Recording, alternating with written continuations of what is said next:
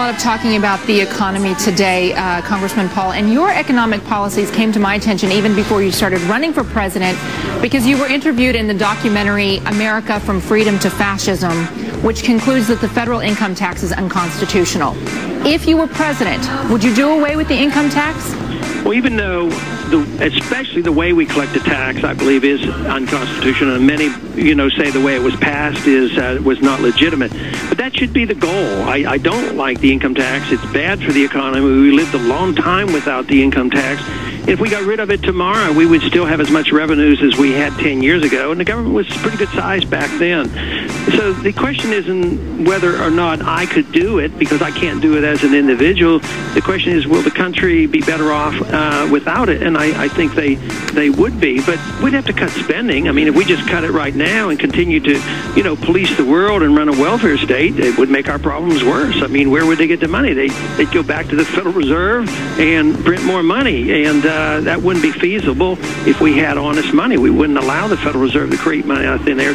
So what the important question is do we want to change the role of government? And that's what I want to do, and that's what my supporters want done. And it's interesting because the other candidates all have a similar message in fiscally responsible government. Everybody talks about it, but it doesn't happen. And election after election, we hear this mantra of fiscally responsible government, and then what we see is lawmakers asking for pork barrel projects, and people who work for government go into work and they see wasteful practices daily.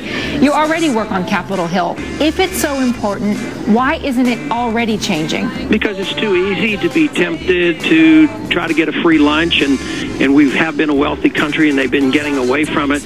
But where I get my support of people who go, and not only do they look at my positions, they always go and look at my old videos and how I voted, and I say, my goodness, he actually voted that way. He didn't even vote by himself in order to stick to what he has promised to do. And then they'll go back and get a video 20 or 30 years ago, and they'll find out I've said the same thing. So there's a lot more trust based in what I'm saying. And when we look at the events that are affecting the economy, and you look at the falling value of the dollar, at major corporations in this country getting bailed out of their own economic problems by foreigners, the national debt is astronomical. Do you see a clear way out? I do, but it's a major undertaking, because I would do all the cutting from overseas, and I would take care of the people who have become dependent, although I think they have been put on the dole erroneously, such as people receiving medical care and others, but I wouldn't attack that. We're spending nearly $1 trillion operating our foreign empire, and that has to come to an end, because we're doing it through inflation and through borrowing from China. So I would save hundreds of billions of dollars.